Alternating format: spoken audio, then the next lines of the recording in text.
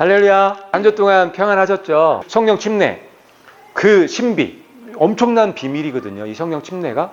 지금부터 들어가 보도록 할게요. 사람이 물과 성령으로 나지 아니하면 하나님의 나라에 들어갈 수 없느니라. 아멘. 요한복음 3장 5절 전에 3장 3절 말씀에 사람이 다시 태어나지 않으면 하나님 나라를 볼 수 없다는 말씀이 있죠. 이게 다시 한번 강조해 주시는 말씀이에요. 이 말씀이. 구체적으로 그러면 거듭나는 방법이 뭔지에 대해서 말씀해 주시는 말씀이 이 말씀이에요. 사람이 다시 태어날 수 있는 방법이 요거라는 거예요. 어떻게? 물과 성령으로 다시 거듭나야 된다는 거예요. 다시 태어나야 된다는 거예요. 그러면 여기서 물과 성령이 무엇인지, 성령은 다 알죠? 그럼 물은 뭘까? 같이 읽어볼게요. 시작. 나를 믿는 자는 성령의 이름과 같이 그 배에서 생수의 강이 흘러나오리라. 그래서 이 말씀을 하시는 거예요. 성경의 이름과 같이 배에서 생수의 강이 흘러나오는데 이게 뭐예요? 이는 그를 믿는 자들이 받을 성령을 가리켜 말씀하시는 것이라. 그러니까 성령님을 물로 이렇게 표현하고 있는 거예요.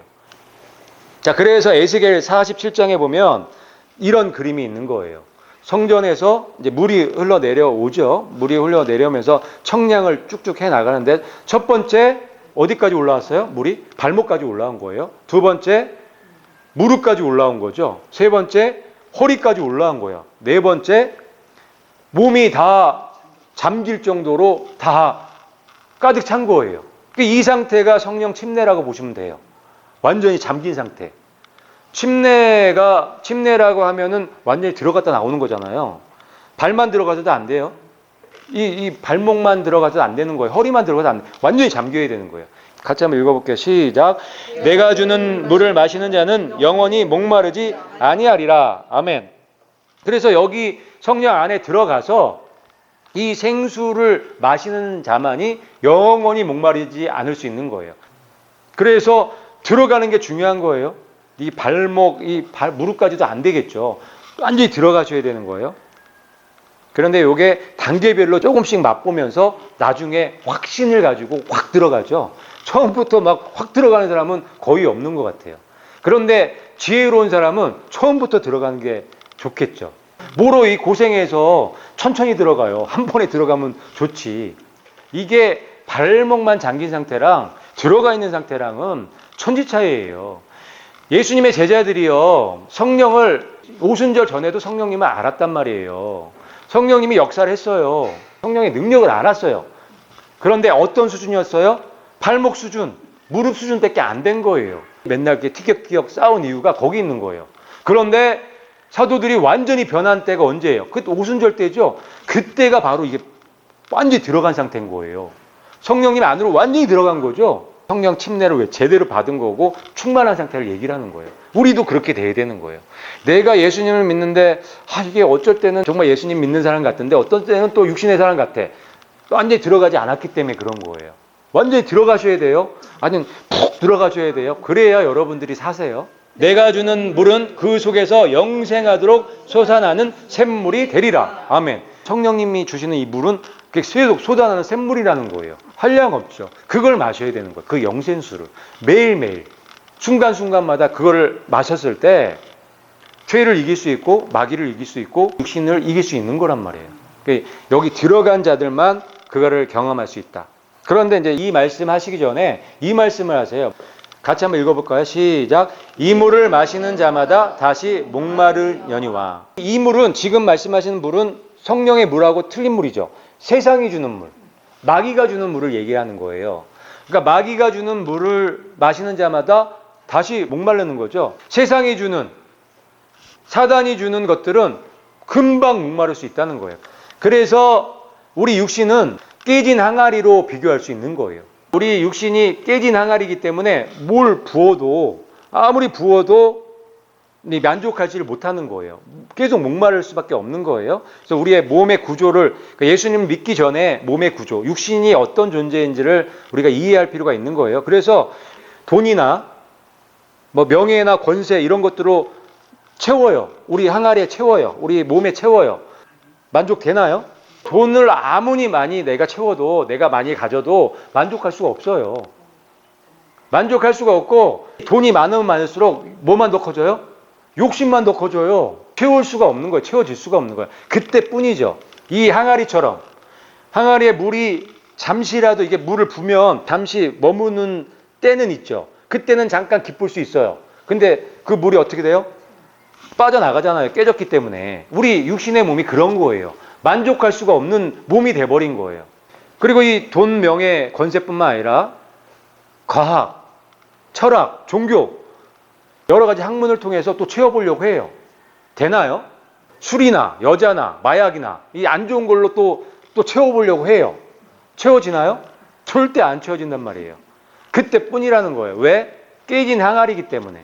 그래서 육신은 구제불능이다. 우리는 깨진 항아리 같은 존재이기 때문에 구제불능이에요. 그게 죄인된 우리의 몸인 거예요. 그래서 죽을 수밖에 없는, 멸망당할 수밖에 없는 그런 존재란 말이에요. 그런 존재를 지금 구출작전하러 오신 거죠, 예수님께서. 완벽한 계획을 갖고 구출하러 오신 거예요. 그 방법이 성령 침례라고요. 이 항아리가 만족하기 위한 유일한 방법이 있죠. 이게 이제 성령의 강이에요. 성령님의 강이란 말이에요. 거기에 이 항아리를 집어넣으면 되는 거예요.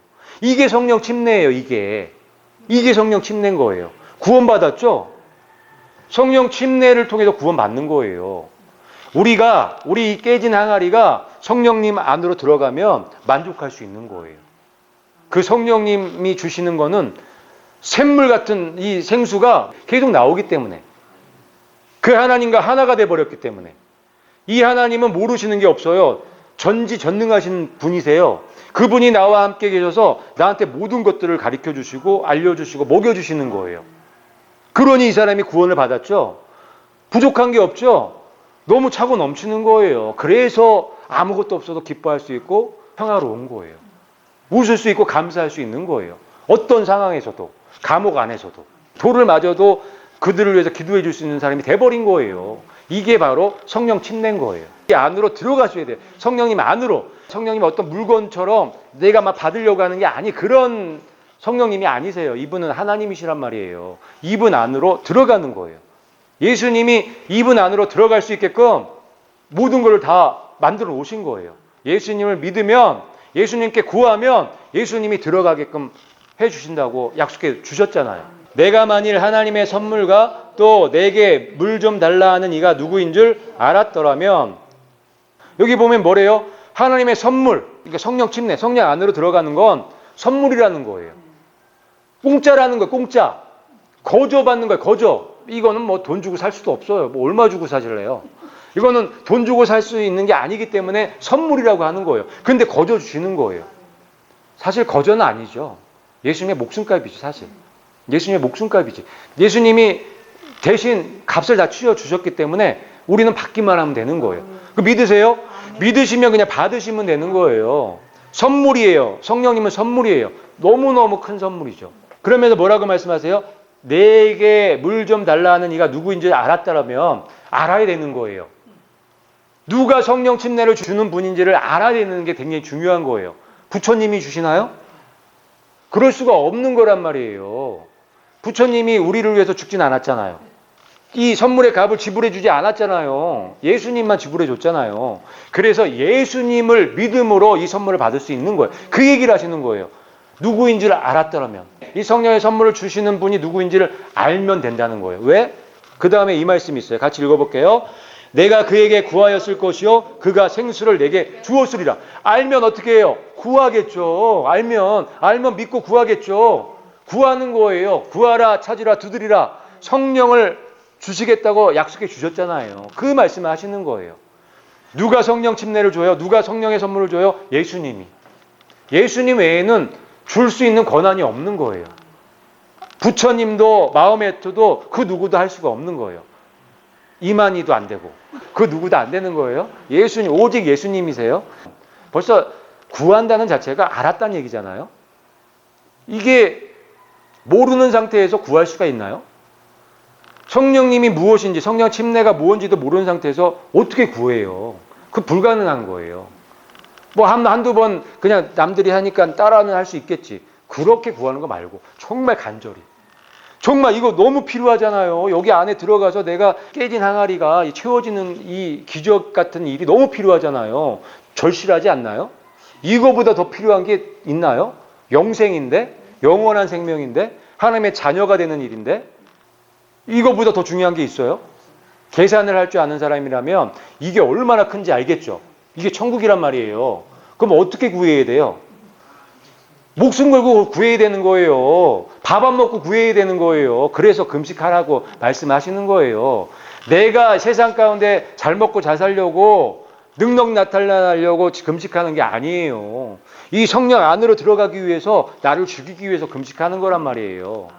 그러면 주시겠다고 약속해 놓으셨단 말이에요. 그게 구하라, 찾으라, 두드리라는 말씀이에요. 이거 전 정말 목숨 걸고 구하셔야 돼요. 이 안에 들어갈 수 있어야 돼요.